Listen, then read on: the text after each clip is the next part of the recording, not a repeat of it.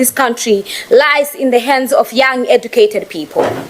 Chairperson and the House at large, allow me to take you through the slide of policies and governance-related challenges in Sefako Makgatho Health Sciences University.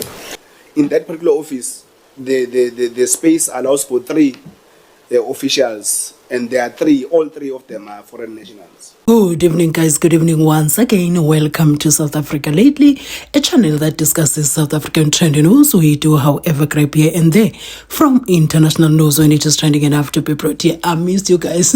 I miss being here. It's just that the days are very busy. Please do understand that I'm not a politician. I do not have deep knowledge in politics. However, I am a South African citizen who is also a voter, and I do believe that my views count when it comes to political affairs of our beautiful country. Guys, when is enough? Because at this rate, they are not beating the allegations that they are selling jobs to foreign nationals, because there is absolutely no explanation for what is happening there at Makgatho University. Guys, please. And let me prepare you as a South African and somebody, even if you're a foreign national, who sticks with the truth. You know you're going to be very upset, because guys, this cannot be right. First of all, I just want to read something to you, a post, and also going to watch a video relating to this post. According to FHULUFHELO NTSIENI, SRC Secretary General at Sefako Makgatho Health Sciences University, to be a leader at the university, you must pass all your modules with 100% pass rate. She also highlighted other deeply concerning challenges that students face on campus. I've watched this video, it's equally upsetting, but I just want to talk about the hiring of foreign nationals. No, we are not saying there mustn't be foreign nationals working in South Africa, but when it is done at the expense of South Africans, no, man, this is just too much. When is enough? And you know what is said? It is said that it is South Africans who are doing this against South Africans. And I would be so upset if this is not being dealt with. It's going to be upsetting, because if you come to our communities and see the young people that are there who are qualified for these jobs, the jobs that they are currently doing, forget this narrative when they say South Africans don't want to work. If you can come and see the work that is being done by the youth that is educated, highly qualified people, because they cannot find work in this South Africa. And you have South African officials doing what they are doing, because there is absolutely no explanation for what you can say. It goes down to what is being said for the longest time. There has been serious allegations that the officials are selling jobs to foreign nationals. Guys, where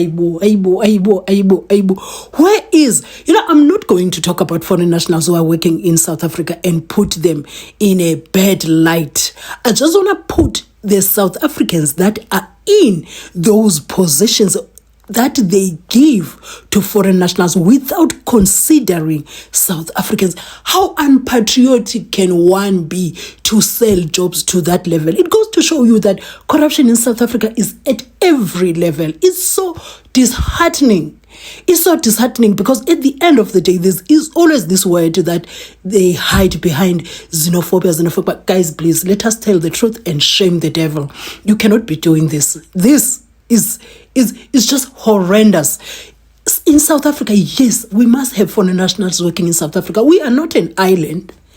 South Africa is not an island. Even if you're an island, you need people from outside now and then at the end of the day. But what I'm saying is, don't do it at the expense of South Africans. Anyway, guys, I'm not going to keep you for long. Just watch and kindly share your views in the comment section. I won't be coming back with more commentary. I'm just going to leave it right here. Whatever your views are, kindly share them in the comment section. And I really do appreciate that you watch my videos and my ads. Do have yourself a beautiful night. Yeah, for that reason, we did not consider them, even though we know that they are foreign born, but they are very different from a category that comes in with a work permit only.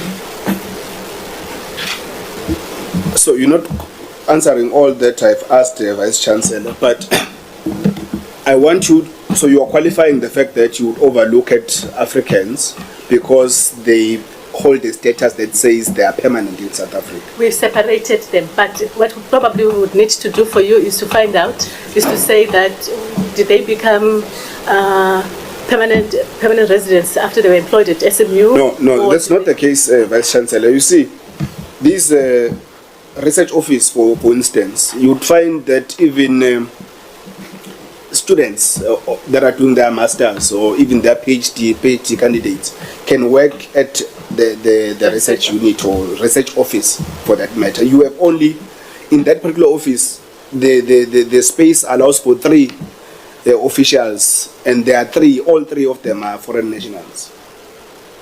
Okay, can I explain? When we put them in this order, with those 10 foreign nationals, if I take away the permanent residents, right? We've separated them into 10 foreign nationals, only with a working permit. All of them are postdoctoral fellows. So when you see them in a department, like in a research office, could be that those postdoctoral doctors are being paid from the research office, not necessarily that they are there. So they are postdoctoral fellows, not. So you are saying there's no South Africans that can actually do this job? Are you implying that there are no South Africans that can do this job and also that can be admin? Was at admin level you have about 20. 11 are permanent. No, I'm talking about all together.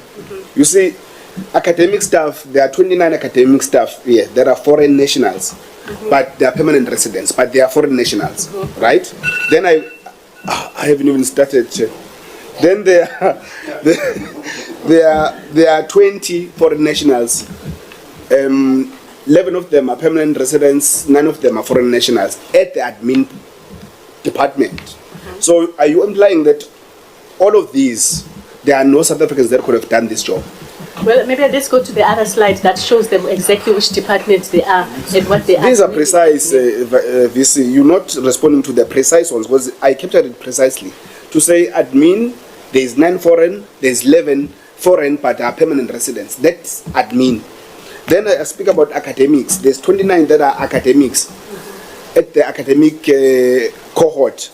And they are foreign nationals, but obviously you term them because you separated because they are permanent residents. Yes. But they are foreign nationals doing academic work, which perhaps if you knew my qualifications, you might find that I can even do that as well. So are you saying that there are no South Africans that can do that job of academic support or lecturing, 29 at that level, and then 20 at admin? Are you implying that there are no South Africans that could be suitable for that particular job alone? Well, most likely they are, and what probably was at the time of the interviews and the time of the selection at that time, I wouldn't say that because I wasn't part of that at that time, but I can only say that normally if you have an interview and you have a selection, normally people will take the best candidate or the most qualifying candidate. So I would just assume now that maybe at that time of selection they were not there. Yeah, the last one. Don't worry, the theme won't be lost. Immediately after it's honorables also. It will be the same theme. No, thanks, Chair, for just giving me that opportunity. You see, Chair, I have like 10 pages here, but I'll just speak to one point that I think is very important. Yeah. The SRC, Labour and IF spoke so loudly about financial exclusion. And there's a new policy that you have proposed here, and you even said that this new business model, a business model in the institution, that you say it's been approved by the department. It speaks about increasing tuition. Then again it says increase of contribution of tuition to revenue. So it speaks about 2 increases. But you have a problem of financial exclusion that at least the other stakeholders are speaking of. I would have wanted to touch as well on the issue of academic exclusion. Don't touch. So I would want your comment, Vice Chancellor and CFO, on those matters, those 2 in particular. Thank you. Academic exclusion and financial exclusion. Yeah. Thank you, Chair. There were, we considered 154 cases this year, and the year before that we considered 181 cases. We excluded 12 out of the 154. As I indicated earlier, Chairperson, we are very cognizant of the background of our students. We consider each case on its own merits. the students that this country lies in the hands of young educated people. Chairperson and the House at large, allow me to take you through the slide of policies and governance related challenges in Sefako Makgatho Health Sciences University. As SRC, we are tired of how the policies in our university are approved, because they actually utilize the procedure that we call in consultation with, wherein they ask for our opinions in some of the policies, while the policy is already binding and affecting our students. For example, I will give example with the policy called the resident policy. In section 10, Section 10, clause 10.4, it talks about 65% of postgraduate students, and in section 9, it talks about 60% of undergraduate students for you to be able to qualify for the residence. This year, we had to fight for this policy to not be employed, but we don't know what's going to happen next year. And our university cannot be benchmarking with such policies while they are failing to offer us a basic need, which is the library. For the past 3 years, our students have not been having a library, and as the SG, I'm very shocked that they're saying that the library have been complete. We have started with examination periods, and our students, they don't have libraries. We had 4 EMC meetings wherein we have been promised that it will open on this date, on this date, on this date,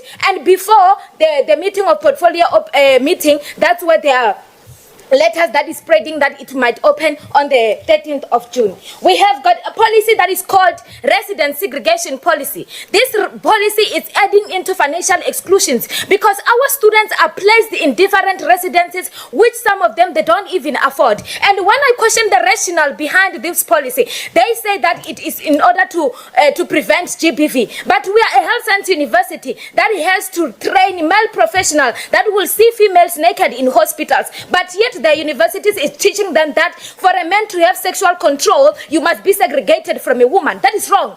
In SMU, we believe in diversity, and our students are happy with staying with their males in the residences. We have another policy that is called Policy on the Management of Student Protest Action. It is the policy that requires you to apply for the strike. How can the person that I'm striking against approve my strike? We have to tell them the date, the location, the people will be there, and all those sort of things. That is the policy that is suppressing the student revolution. We have been silenced at the SRC because we know that the moment to stand up and say you are defending students, they will send you a very fast, immediate suspension that you must go home.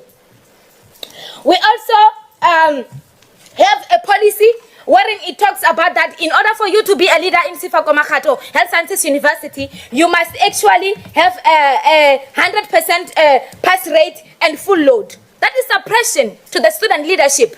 Because if you fail one module, you cannot lead. And leadership is not only dictated by you passing 100%. You can be a good leader and not pass every module. There are leaders in the parliament who didn't even have PhD. I'm not suppressing academic excellence, but that's wrong. And also, as the SRC, we have got recommendation that we have to make to the management. For example, we have got financial crisis in our institution. And to NSFAS, I am saying that our university commences with academics in early January. We are pleading with you that please, may our students be funded as early as possible. We are tired of always protesting and boycotting instead of us having to be able to study. There are some of the sponsors that we have been briefed that they delay to pay our students. For example, NSF, they're saying that it have not been paying university and our students are suffering. We are urging all the sponsors to pay our students. And also, our university is always having events, but most of these events are not fundraising events, and they are always complaining that the university does not have money. As SRC, we are saying that stop doing events for funny and luxury things and do fundraising events that are going to raise money into the university. As SRC, as the president have alluded, we have raised 4.3 million in collaboration with management and members of convocation. So as this SRC, we are saying that this initiative must not die with us. We must have a Save a Student Foundation wherein each and every month the workers of university willingly so they can contribute 5 francs towards this initiative, and from SRC levy annually they can take 200 from each and every student to actually help those who cannot be able to fund themselves. And also, there must be investigation in the funding called Harambe. The former Vice Chancellor have initiated the funding called Harambe, and SSRC, we don't have transparency as to what is this funding is actually doing in the university, and we need a report regarding that funding. And also, we further add our management to stop this thing of always reducing financial camp, because our university is comprised of students who are from a very poor and very bad backgrounds. And back in the high schools, we were told that in order for you to change the situation at home, you must study very hard. But ironically, you study very hard and you are still excluded, and you have to go and sit home with your distinction without completing the academic year. And also to residencies. It is very shocking that we have to be talking about things like stoves. Our residences, they do not have adequate stoves, they do not have generators, microwaves, and other essential appliances. And SRC, we are saying that to the management. By the end of this week, we need to see functional stoves in those residences. And also, it is also imperative that our residences, they must comply with the national electricity compliance, because there are some incidences wherein our students, the residents 1B, nearly burned with our students inside of it because of these things of plugs, leakages and stuff. And also we need immediate renovation of residence 1B. I will assure you, portfolio committee, the only difference between residence 1B and Marabastad is the location. That residence is not a good residence for students. We have been complaining and fighting, and what they do is to recycle students. If the students of this year complain, they take them out, and then the following academic year they put another student inside without renovating it. We also need the external stakeholders to come and evaluate the capability of residence 2,000 beds, because they're saying that on the 13th of June it is going to be open, and SSRC, we have visited the residence and it was not fully complete, and we are very scared of a situation wherein they will put our students inside there, wherein there will be lots of challenges such as electricity, water and other stuff. So we need external investigators to come and investigate if that residence is good for accommodating students. And also we must have an investigation when it comes to off-campus residences. Off-campus residences, it doesn't make sense that you can find yourself. Last year there were rooms which were shared by 4 students, but all those students, they pay same amount with people who are sharing into being in double rooms. The amount around that is the same. We want investigation as to how a person who's in a single room and a person who is in a 4 sharing, they are paying for the same prices of that residences. And also,